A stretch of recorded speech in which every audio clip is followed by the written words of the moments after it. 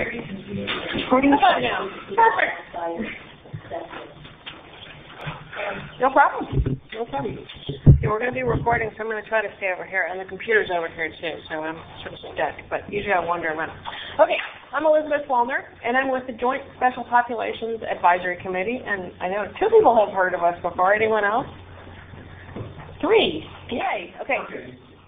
Perkins. So we're Perkins funded, and we come out of the federal legislation, and then California writes a state plan for it, you know, for all the Perkins funding, and that's what this is. New York does as well. Every state writes one, and we're funded through there. So we're authorized in the California state plan, which we worked hard to, so then they can't just like get rid of us really too quickly.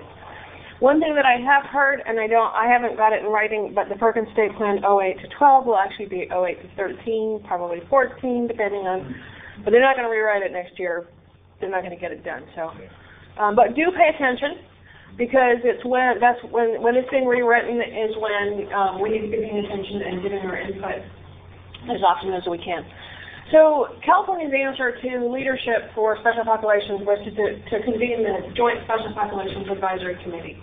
And what we do is we work to provide leadership and research and professional development opportunities, et cetera, throughout the state for equity and success in all areas, but particularly in career education, and particularly for those that are defined as special populations within the Perkins legislation. Okay? If you have any questions or anything, just holler them out. Don't wait for me in case I just run right over you otherwise. Okay. And then we have a lot of resources, which I brought you some of the resources that we have.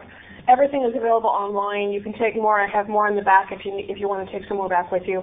And we'll talk about them. Actually, we'll talk about them now, otherwise I'll forget. Okay. So the first, we'll actually talk about this more as part of the workshop. We developed a 4-step process for students to choose their careers. So kind of before you see them or when you're seeing them in the initial stages of their education, how do they actually make a logical decision about what course to choose? So we'll talk more about that.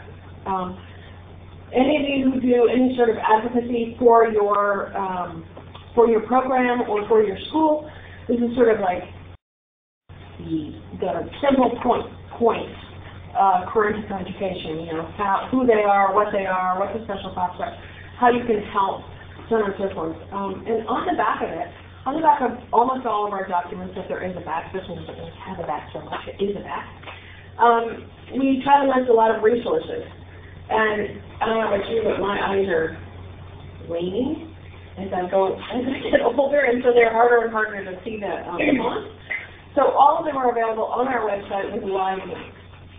On this document, there are 2 studies that I want to bring your attention to: Pathways to Prosperity and Standing on the Shoulders of Giants. You've seen them. They're amazing. I think Standing on the Shoulders of Giants is truly one of the best articles I've read in a long time about current education.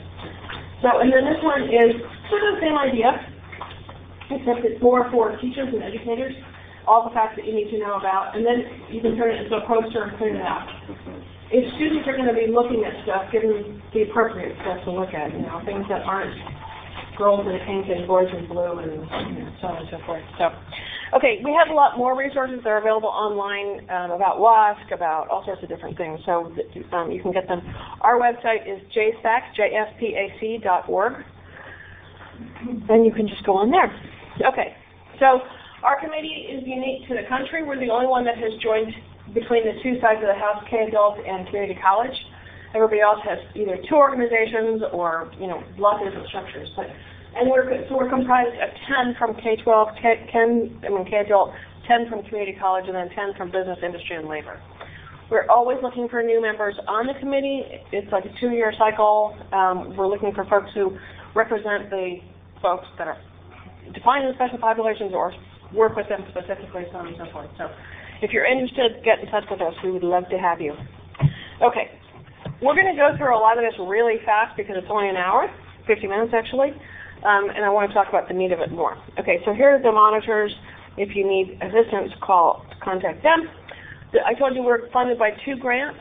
This is the second one, the CCC Special Populations, California Community College Special Populations. And they have a lot of research and a lot of effective practices on there. So if you want to start a program for single parents, don't recreate the wheel. Go there, do some research first, and then do it. And what they did was they went out and they interviewed programs from across the state over the last several years, and they've all got them up there. What it cost, how long it was, how effective it was, what the startup was, et cetera, et cetera. Okay, this is me and my contact information. If you need to get in touch with me, email is probably the best way to do it. Phone, I am in and out of the office a lot, so that's a little harder. These are the students that we're talking about, students with disabilities. Displaced homemakers. Does anybody know what a displaced homemaker is? Who can define it? Someone who used to be not in the workplace or can take care of the other family and take a strong school or whatever. Yeah, for whatever reason, they're no longer dependent upon somebody else's income. And that's changed a lot in the last couple of years as the economy sort of made this huge belly flop. But also it includes families whose youngest child is aging out of the welfare system. So it could be, that changes the dynamics of the group a lot. So if you sort of shift the way we're thinking about it. Economically disadvantaged, including foster kids, limited English proficiency, or ELL or LEP or any of the acronyms that we use around the country. Single parents and those that are preparing for a career that is non-traditional by gender. Anybody know what that definition is? Individuals preparing for a career that is non-traditional by gender. The feds use NPO, California uses NT, Certified Professional Leadership. And who would that be? Yeah, exactly. Women going into the trades, into things like that, and men going into nursing or early childhood education. Exactly. So, and here are some examples here. And y'all are here for an IT conference. So who would be your students that were non-traditional? Women. Yeah, women, and all of your students from New York. They would all count. Yeah, they all fit into disability. She works with deaf. Okay. Hi. No problem at all. Please. I just want to make sure you have all the materials. You need to take something. Well, it might be easier. I don't know. Somebody, I think, missed their everybody has to make it messy. I think somebody dropped them. But anyway. Okay. So I would say, as they're going to go into rewriting the Perkins, this changes in every iteration. We're in Perkins 4 right now. In Perkins 3, there was another category called all those who were otherwise academically disadvantaged. And when I called to say, why did you take it out, they were like, I don't know. They really couldn't give me a reason.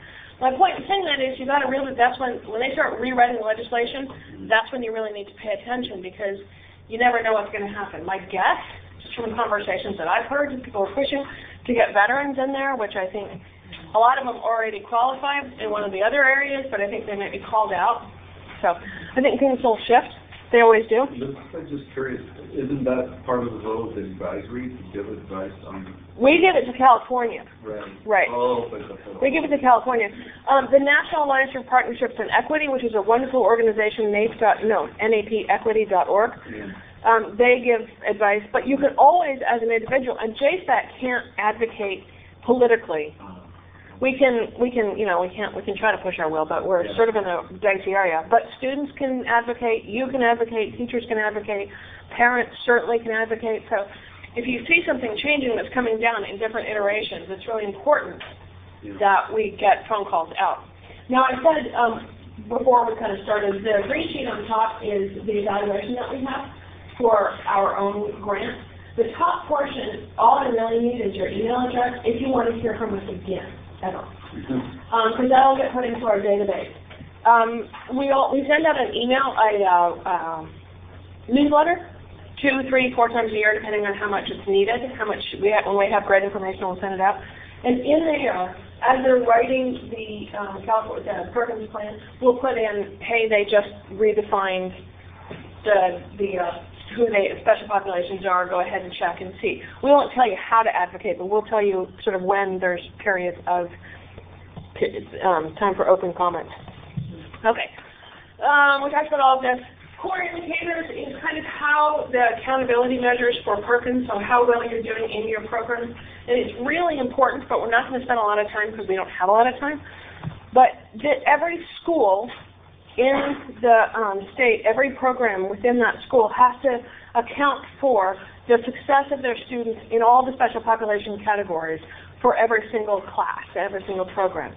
What we want you to start doing is looking at this, and before you decide, oh, we need to recruit more women, or we need to recruit more whatever, look at your data first. Start with your data, and then go on from there. Make data-driven decisions.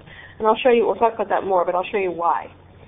The Perkins program requires that you set a goal for your success. So 86% of your students are going to pass with a C or better in your career and tech-related program. So all of your programs in the IT department would have this. And if you don't hit that within 90%, then there are sanctions and they can go on. And this is the first time in 14 years now since I've been doing this that they have said, yeah, we'll take the money away. So this is the first time that they've ever said, yeah, there's not enough money, so we'll be happy to take it away, basically. Give it to other people who are actually going to do the work. So, and obviously the one that's the most difficult is the non-traditional. So that takes actual concerted effort to get women into the programs and to keep them.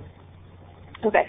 Perkins funds are only to improve your programs. They're not to sustain teachers. They're not to, pay for the flat lab. They're to pay for specific things to improve or expand the program, period. There's nothing else. How many of you know the way that your money is allocated on your campus? When you get your Perkins funds, your school gets the funds, and then how do you know how they're allocated out? Some of you? None of you? Okay. It's important that you do find out. It should be accountable. It should be very transparent. That process should be transparent. I don't know about other states, but California really doesn't like sort of the whole ADA. We have 10 programs, cut it into 10 pies and ship it out, because it doesn't really answer the how are we going to improve the program, or how are we going to improve the success of our students. So they want you to start looking at your successes, where your gaps are, and target your money specifically to a gap. Okay? Let's see, CTE state plan, this is what they're trying to shoot for, is demand-driven, access for all, success for all, self-sufficiency wages and programs, college and career, etc. So, this is all sort of really standard and laid out, and it is available online, so I just gave you the link, because I want to read it to you. Okay, and this is their statement in California State Plan Commission, industry-driven, individual, on and on. It's sort of the same stuff that everybody's been talking about for a long time. They just put it down. Global marketplace. These are the 11 elements of a high-quality CTE system decided by the state plan committee who wrote that state plan. So they really, got together from both sides of the house and figured that out.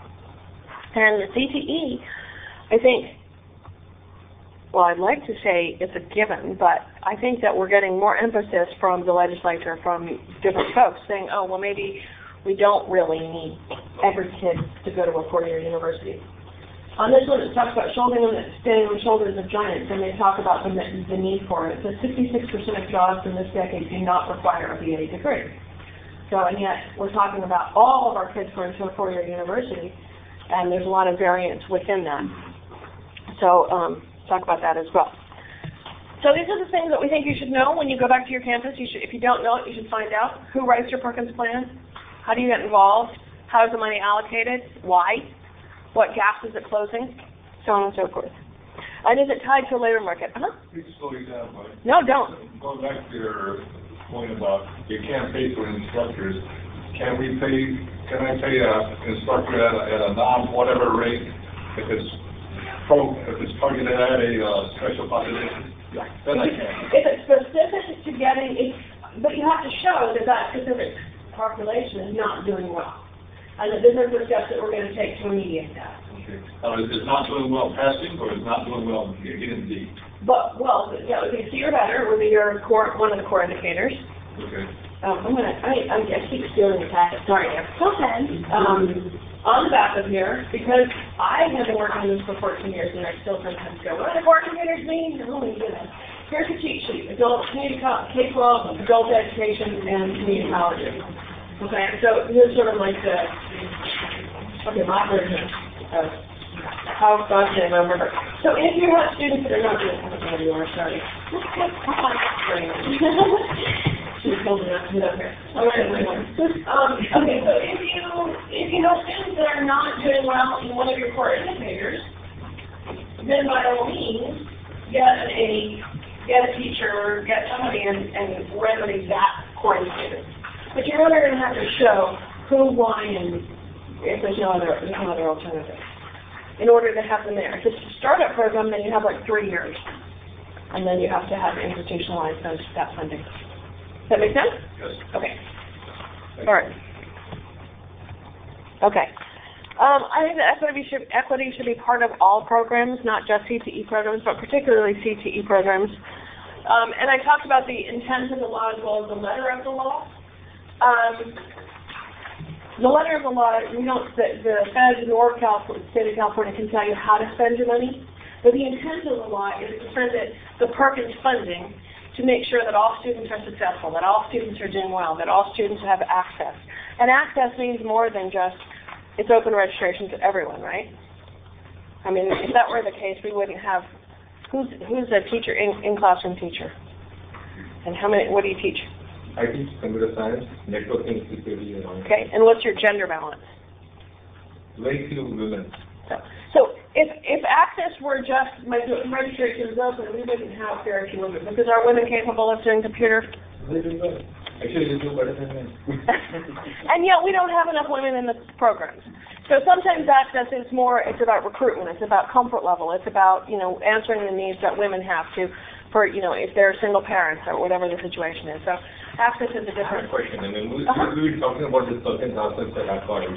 So one of the things is that we've got to increase the non-represented population, and women in my courses come to be that. So is there something that you help with that? Or we do. We'll talk about that in a little bit, but yeah, absolutely. We can help you with that. There's lots of different programs that do. There's lots of different techniques that do. Yeah, we will, absolutely. Make sure, when you go back, try to get access to your core indicator report. How many of you look at your reports at all? Are they accurate? No. So that's your first step, is make sure that your data is accurate. Run your data. If this was a longer workshop, we usually do 3-hour workshops, and I would run all of your data and I would show it to you. And it's kind of frightening. We had a workshop at our conference. We just finished our conference in December, and the Vice Chancellor was sitting there from one of the colleges, and he was just absolutely stunned at how bad the data was. I mean, there just was whole reams of data missing. So sometimes it's just that it's not there. But that really counts on if you're doing really well in your program, it really is not a good thing.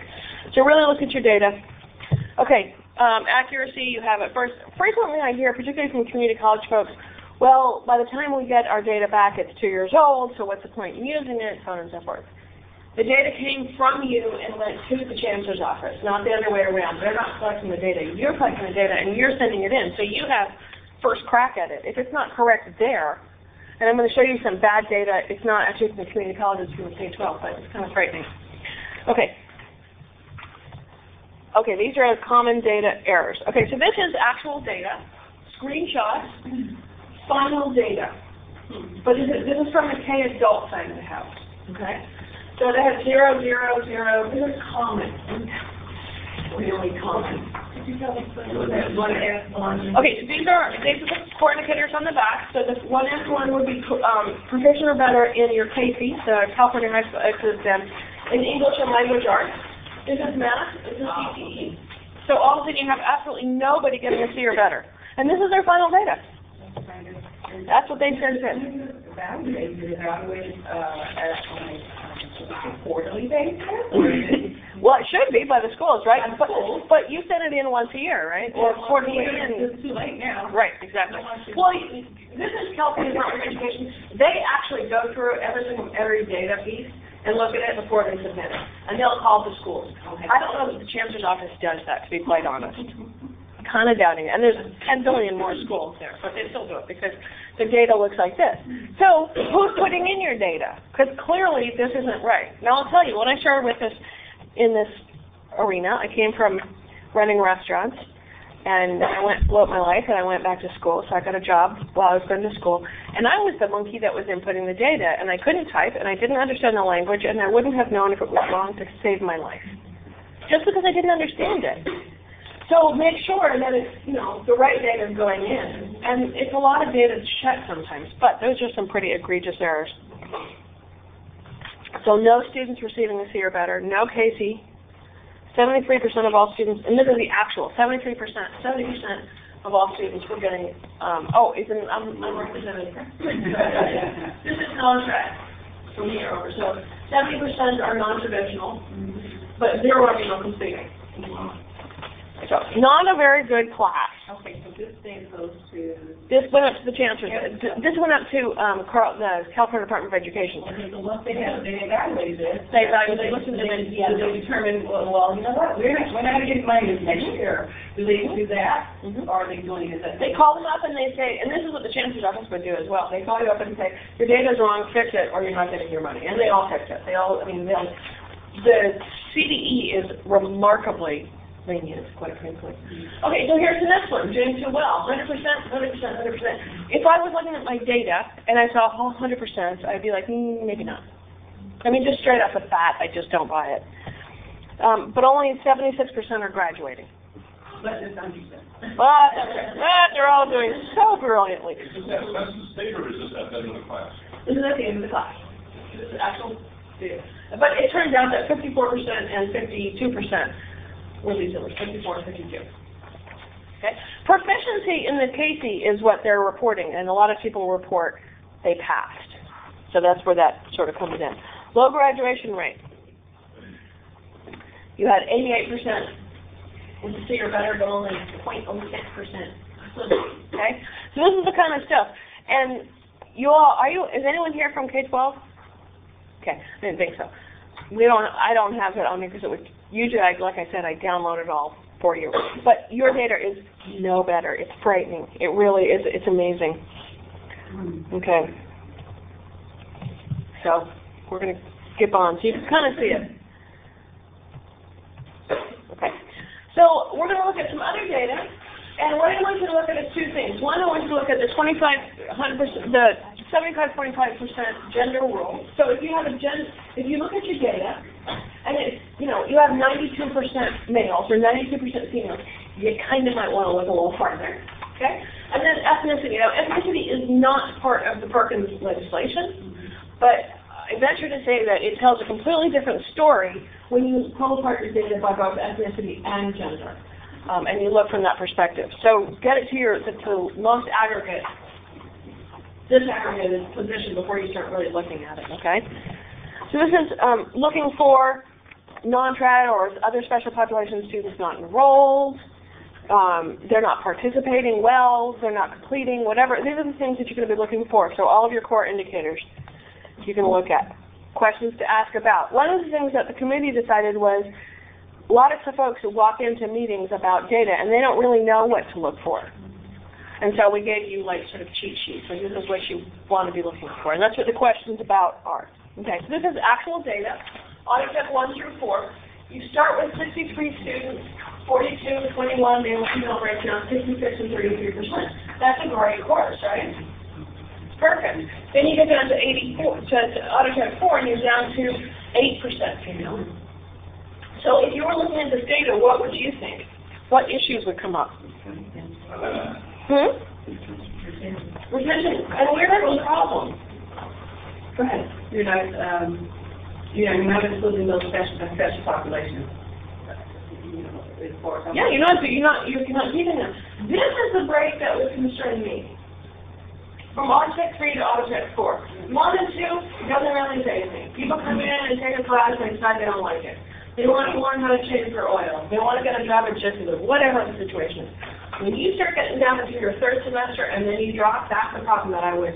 You're already probably a major and then you change. Yeah, either you changed or what else could be the issues? You're not interested. You dropped out. What else? Could it be a hostile classroom? Yeah. Yeah, definitely. Could it be that they need money and so they've now gotten through 3 semesters and they could get a job? Do they do better if they get that certificate? Absolutely. Absolutely. But if they don't get a job, then they may be going at the same rate, so that probably wouldn't be a big gender. It could, right. It might not be. Yeah, that would be concerned. But maybe they could get a job at the service industry or, something as a cashier somewhere. But they're not going to make a lot of money. So we need to start talking. And what can you do if your students are dropping out? What would you do for your female students? And you can pretend it is an auto, pretend it is computers. in your department. So what would you do? Well, one thing I would do is before they start reaching the dropout point. I think it's important, one, to really have a connection between several different disciplines, the instructor, the student, a counselor, so that, and maybe, a partner, whatever form of partners there are involved, because if as an instructor, the students aren't showing up to class, they're coming in late, I can refer that student or defer that to the counselor and have he or she reach out to the student and try to pull them in and get them back on track then. So way before they're down there. Before they get to the when they're in IT 1. Yeah, when they're IT 1, because the intermix, several things happen. Right, exactly. And it could be lots of different things, right? One of the things I want to know is, are they doing this as a cohort? In other words, are students starting out working together in teams? Because, it works for medical school. Works well for medical school. Works well for Yale and Harvard and others. Why not put the time investment in creating a community of these students so they help? Because we know that then you get through. Your fact shows that cohorts are there's lots of stress in cohorts. And if we're looking at women dropping out of IT, how do we address that? What do we do? We've got a relationship, developed a relationship already, then what? Find role models. Role model. How about you? Because you're kind of a role model, aren't you? We just talk to the women up front and say, look, we know this is hard, we know this sucks, we know it's a challenge, we know, we get it. And actually have those conversations. And maybe not necessarily wait to have, the job dangling in the end. That's great. But maybe doing some type of internship, that type of, having some real hands-on. Yeah, hands-on internships. Because if they need the money, are they going to stay in school or support their children? Exactly. They're out the door. So, okay, what else can you do? Well, we can get them an orientation before they even start, and we also need to have. Okay. So, forewarned, forearmed. Yeah, right. Absolutely. Here. What if the first course was a GE requirement? And for requirement within their major. Right. So they're going to drop out. They're not going to take other classes. They didn't drop out of the program. It was never. So maybe we don't talk to these ones. We talk to these ones. Because we know half of these are just going to be here just because it's part of lots of other different course requirements. Does the Perkins people take that into account? I don't know. Every school is completely different. Every school. I'll give you an example. There's a process that the National Alliance for Justice and Equity and STEM Equity developed. It's a 5-step process. Now it's a 3-step process, but of course they've kind of condensed it. But they look at their data and they see where the drop-off points are. They figure out why. They go and they look and they talk and they have conversations and they do research and so on and so forth. And then they come up with strategies to correct that. And then they implement it. Okay? So we had a school in Bakersfield that we were working with. It was actually an adult education school. But they had this huge drop-off rate. It was not in, I think it was in business something. I don't remember which one. Can't remember which one. But it was a huge drop-off rate halfway through. So like right here, half the students dropping out. So they went and they figured out it's because they were going out and getting jobs. They needed the jobs. They needed to work. So they broke the program into 2, and they put these 2 at night. And that's all they did, was they put these 2 at night, and their completion rates just skyrocketed. Okay? So, but they had to know up front what the problem was. You just go, oh, well, it's because they need daycare. You can have an empty daycare center sitting there, and you're out $50,000. But if it, because they kind of thought, well, it's about daycare, but it's not necessarily. I mean, it could have been, because maybe they didn't need the money as much if you provided daycare. So that's kind of stuff. Another school, they, by mistake, they had an automotive, it actually was an automotive program, and they needed a lab assistant. And so they went out and they needed a Spanish-speaking lab assistant. So they went out and they found the best candidate for that lab assistant position, and it happened to be a woman. And she came in, and lo and behold, over the next two semesters, and they've been tracking the last 3 or 4 semesters, the numbers of women going into that program have just risen steadily throughout. Why? They had a role model. They had a role model, exactly. So look at it and see, is it women? Do we not have any women lab assistants? Is it daycare? Is it transportation? Is it, we've had schools change the timing of their classes because the bus stopped running, halfway through, so everybody left halfway through the last course of the day, and so they'd all leave. So they had to shift everything down a little bit, and their numbers got skyrocketed. Okay, so you really need to be looking at your data and then figuring out what's causing that gap. Okay, does that make sense?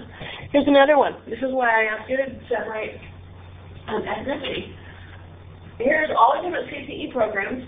If you have 790 students, 158 of them are Hispanic, you want to be within plus or minus 10% of your population. So their population is 28% at this school, and their participation in CTE is 20%, which is great. They're not being funneled, so on and so forth. However, when you break apart the departments, who makes more, auto tech or IT, nurse's aid or IT?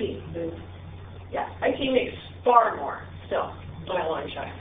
And then I would break this down by female, male as well, because I'm going to be willing to bet that these kids are all females, these are all men. Okay, so I would break it down even further. Get it down to your lowest common denominator. Now, why would all Hispanic students, I'm just using this as an example, go into one course, or all African Americans, or all whatever? They let their groups. Teacher. It could be a teacher. It could be all of those things. Could it also be that that's what's available in the marketing world? Movies, TV, all that kind of stuff. What they're showing is, Hispanic females.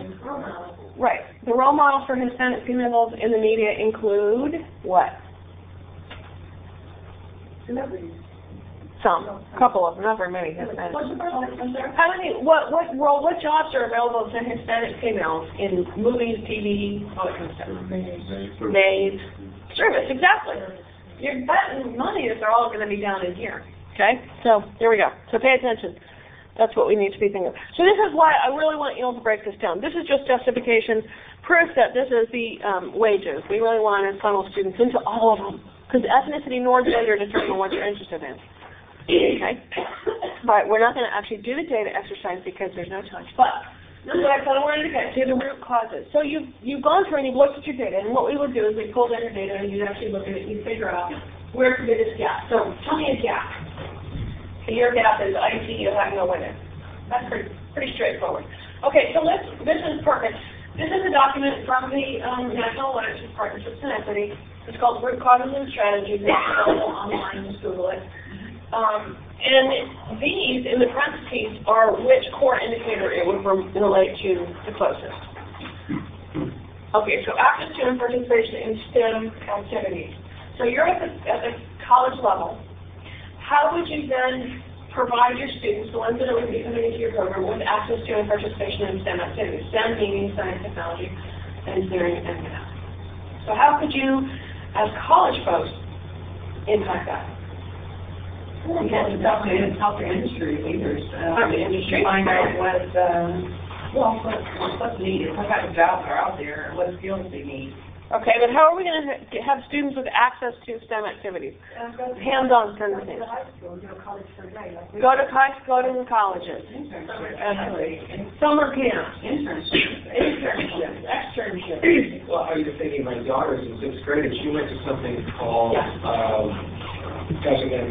Empowering Horizons. Expanding Horizons. And that has just turned her on to science so much, just that one-day conference. Yeah. At that state. It was just amazing. Yeah. It's remarkable how much kids it doesn't occur to them to become X, Y, or Z because they've never seen a female long firefighter or, whatever it is. I actually teach about engineering in middle schools in Sacramento because when you say, do you want to be an engineer, they're like, I don't know what that is. I don't know what an engineer is. And so this is just completely outside of their area. So unless it's been shown to them, it's occurred to them, they're not going to come through your doors, folks. It's not going to happen. If all we see on TV and in the movies is that the IT folks are, sort of the guy from Facebook, people like that, and, what'd you say? White male and geeky. White male and geeky. Nobody else is walking through your door. White male Kiki with Asperger's. Okay, she just fried all of you with non-love. Yeah, I like her already. Okay.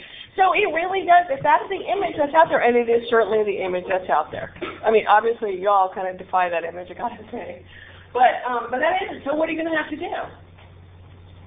Market. The anti-marketing campaign. If the marketing campaign is white male with Asperger's, then you're going to have to show other people doing successfully who are not white male and geeky. You know, not just, and it might be the wrong image. That's a total stereotype. Yeah, and one of the problems with that, and it's being forwarded as a alternative to education, is education needed. And you're saying that maybe not a bachelor's degree, maybe some form of it. Whether it's a certificate or an AS degree. But they're saying none at all. Okay, well, we don't believe. Yeah, but they look at it comes to those schools. But that image, though, I mean, they're even talking about this painting out of their school, and we said, why are you even bothering? I mean, this is that's how pervasive that attitude is. Yeah. I don't know if other people have found that, but it's I think it depends neighborhood by neighborhood. I mean, this is what, 0.001% of the population is like this. Yeah, I know. They're being treated Yeah. An example. Yeah, so we have to have the anti-marketing campaign. We have to come up with reasons why they should be going to university or just to your college. That we have to be coming up with, hands-on activities for them. All that kind of stuff. We build little houses with them, that phone board stuff. And they've never even put together a model airplane or anything. I'm like, wait a minute. But they all have iPods. I'm like, okay. Or cell phones now. Okay, so academic proficiency. Academic proficiency, if a student's doing poorly in your earlier programs, they're not going to continue on. I'm telling you now. So intervene at that stage, the earlier classes. Perkins cannot pay for that unless it's for a special population. But there's a whole bunch of basic skills stuff online that's free, so you can go and pull that down. It's fabulous. Create incentives for AP courses, all that kind of stuff, so that you really get students who are academically well prepared. Can you just briefly talk about the relationship between STEM funding and programs? Funding. I mean, how do they, we have, it just seems like. Well, Perkins would fit into the non-traditional. So it would be that non-traditional factor at the core measure 6A and B, which is non-traditional, and then there's non-traditional in all of the other ones as well, so coordinator 1.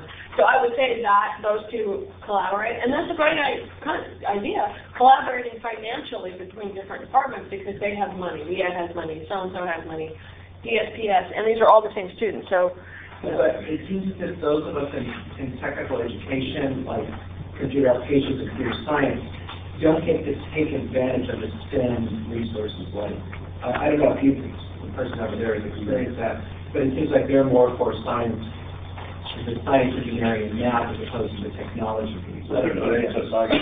We finally got one. I think that you just need to start collaborating. I think there's a huge silo application in education that we all do this, and that's why at our conference we have folks come in teams so they can try to. But you brought up a good point though, like computer applications. You can't, even your Perkins person was saying you can't use money for that, but like you were saying, especially the women, I want to get them into, get more excited about databases and stuff. If I can't get them more help at a computer applications class at the very beginning, I'm going to lose them. Right. So you're going to need to well, Perkins can definitely pay for an aid. Definitely pays for an aid. Okay, but how do I show that helps them gradually? Well, you're going to have to look at the research and see what's going to go on, and you can also have to talk to your students from the beginning and say what would help. The ones that are dropping out, say what would keep you here, what would make this easier for you. Is it that you need more study time? Is it that you need a tutor? Is it that you need something in Spanish, the curriculum in Spanish? You have to first figure out what the problem is, and then, specifically target that aid to that. If it's daycare, if it's, like we're talking about the bus schedule, but really target it, and you have to show that's where the problem lies. There's not enough money, let's face it. We're all scrambling for the same dollar, so we have to sort of prove that it's there. So early intervention, we've talked about that. Support services, you all have a lot of instructional strategies, so I'm not going to go over these. I do want to because you know them, I'm guessing. There's lots of resources. Self-efficacy and attribution theory and stereotype threat, I think, are three things that really impact students coming into or staying into programs. Self-efficacy is the idea of what? Anybody know it? Believing that you can do stuff. Right, believing that you're going to do it. How many students come in the door thinking that they can actually be successful in this program? We know through social science research, and that's always up for debate, but that women tend to self-select out. So they'll sort of back off of things. Whereas, men sort of feel in this culture that they can do whatever they want to do. So what do we have to do with female students? There you go. Role models. Yeah, there you go. We got to provide them role models. That folks. Now, if you can't have folks come into the classroom, what can you do? You can virtualize them. Virtually? Photographs, pictures, podcasts. There's all sorts of stuff online. There's, at the end, there's just pages of resources. There's, scientists with disabilities. There's all sorts of different things. So, getting that is going on. Attribution theory is the idea that we attribute our successes and failures externally or internally. Women tend to attribute their failures internally and their successes externally, and men do the opposite. Women are all going to yell. I frequently go into college campuses and to different places, and I was in a college campus recently, and it took me probably 40 minutes to find the building. And I'm pretty darn smart, and pretty confident, and you can read and write English, and you can speak English on occasion.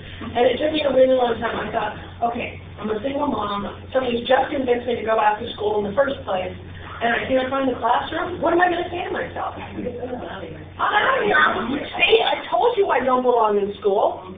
So really simple things. Go back to your classrooms. Start with your classroom. Start with your syllabus. Start with your curriculum. And look, is this, to use a horrible term, idiot-proof? Can Elizabeth do this? If I can't do it, forget it.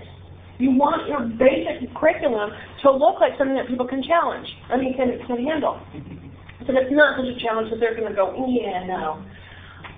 Rutgers, I think it was Rutgers, they did the same process, the 5-step process that I was talking about.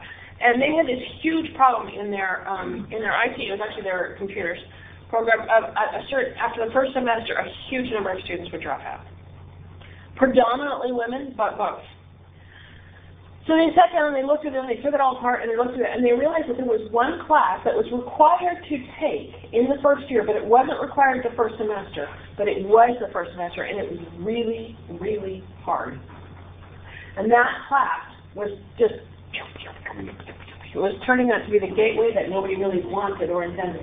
So they moved out to the second semester, and they had one semester of success underneath their belt before they took on this class.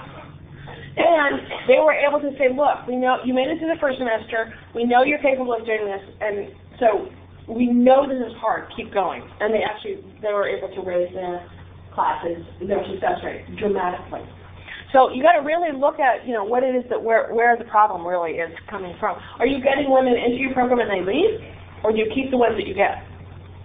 About 50-50. Okay, so then it's a recruitment and a retention issue, right?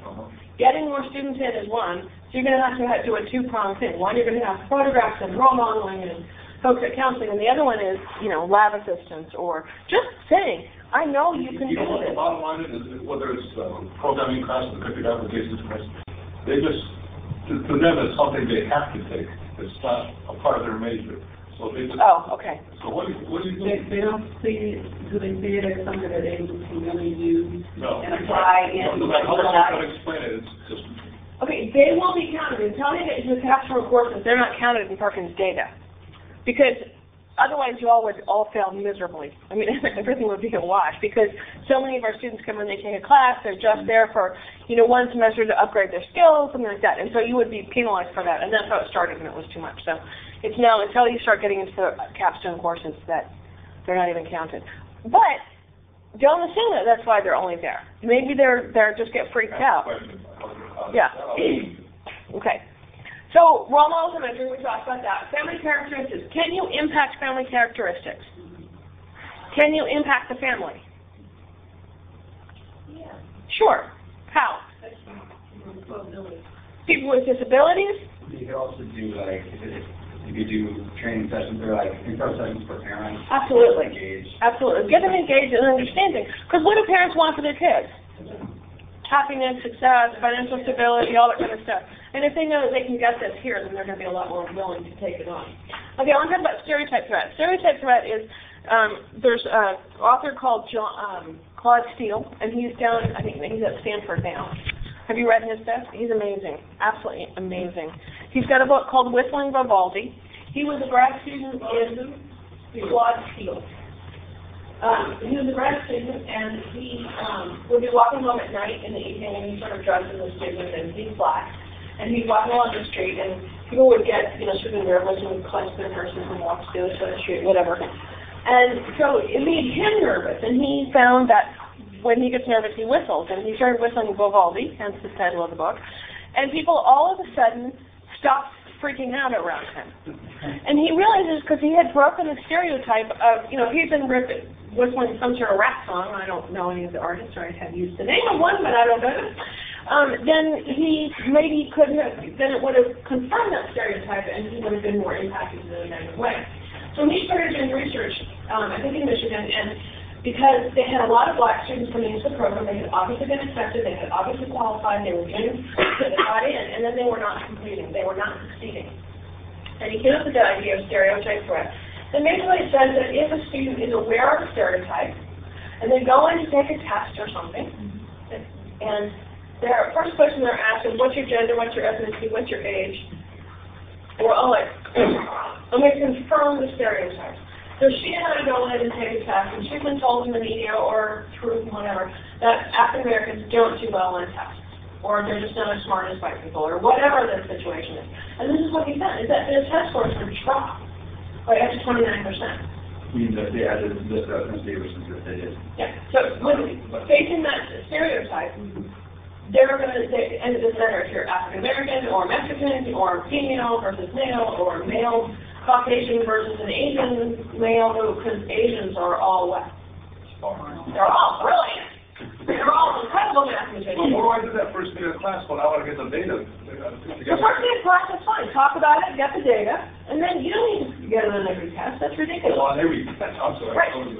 So you go in, you get the data, you collect it, and you're done, right? I mean, they're going to get that all through registration. You don't need a registration. Yeah, so you don't even need to collect it. But so the first thing we do on these standardized tests is fill in our name, age, and data, and ethnicity, right? Kind of a bad idea. So reframe it. There's a really amazing website. It's not another website. It's called Reducing Stereotype Threat. And it just has 11 steps, and it's reframing, talking about, pointing out that this test that she and I are both taking, really good at math, I think, because I'm making assumptions here, and I'm not, because I'm just a girl. It sort of takes all that out of the way, and we're talking about this kind of stuff, because, again, it's forewarned, it's forearmed. Yes? In basic skills, they found that when students, once they took the placement test, students score well, if they took that same test 2 weeks later after having gone through it, their scores improved dramatically. Well, it varied, but they all improved. Yes. Yeah. Because all of that has just been out of the way, and they go, now this is... No, I can do this, yeah. So, there's a whole bunch of ways that you can make these kinds of... So, give the test twice. Mm-hmm. If you see this dramatic fall off, then go, sorry. So we're all sitting going to say to them, those first test scores don't count. You're just going to do it again. As a pop quiz, they already know the material. I always said if I had taken my final 6 weeks after the classes were over, I would have gotten straight A's on everything. But that didn't happen. Okay, so media, positive and negative. We're filled with negative input all the time. So you have to really do a positive media. But there is some good media out there. So start using it. One of the teachers came up with what they call Monday morning discussion, something like that, I don't remember. The Monday morning ad discussion. So she'd have our students pick out one of the ads or one movie or one TV show or one something, and they would deconstruct it. What are the stereotypes? What are the gender stereotypes? What are the ethnic stereotypes? And what is this telling us? And are you being impacted? And so on and so forth. Because once you start looking at media critically, it completely changes. I started doing this with my kid, and now he's a total pain to watch TV with. He's like, look at that stereotype. Okay, you must be a treasure.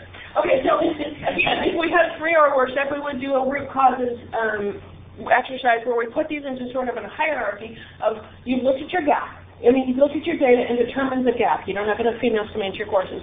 And then you said, okay, these are the primary reasons why they're not. And you sort of, and school by school, it comes off as something completely different. So these are the basic root causes that most people find. And so I give you little slips of paper and you put them in, you shift them around and you get those arguments and it's really funny to watch. And you come up with something. There's lots of others. You know, there are some, or not lots, but some others. And this is kind of what we have them do. I hope you sort of take some on big sheets of paper. And so you can sort of see that every school comes up with sort of a different plan. But this is the process of determining where I'm going to really put my Perkins money. Where am I really going to target those funds? All right, so questions about retention, questions about your CTE. You can read all this. Positive CTE information needs to be everywhere, on the walls, at the registration, everywhere. And if you're talking about just your programs, then positive information about IT careers that don't depict men at all, because men know that they're welcome here, right? So don't even talk about it. They're not going to go away. Okay, I want to go over this really fast, because, yeah, we're out of time, but I know, it's crazy. This card, there are 4 steps. The first step is financial needs. If you go out and you live in Sacramento, it says that you need $38,000 a month, $3,800 a month to live in Sacramento. In Ventura, $47,000. San Francisco is even higher. Okay, so it really makes a big difference. Then you have to know what is it that students have to know what they like and don't like. And then they need to figure out what careers are open to them, what job market's looking like. So they have to go in and look at LMI wage data, lots of self-awareness, the LMI data, okay? And then they choose a career. How many of you know students who have chosen a career because it's got Tuesday, Thursday class offerings, or Monday, Wednesday class offerings, or their boyfriend or girlfriend, or blah, blah, blah, blah, and then they end up hating it, or there's no job at the end of it, or whatever. So really being conscious of what you're doing before they make a plan. And you're, you know, particularly you who have students coming in, you can give them these and say, look, this may not be the class that you want, but figure out what it really is. Because a lot of students, I venture, are going into it because somebody told them to. Right. That's how I became a teacher. They said, well, you're a single mom, you should be a teacher. I have no filter, and I don't like parents, so that didn't work well. Okay. So here's the resources, chock full of resources everywhere. All right. Thank you very much. Sorry I went over.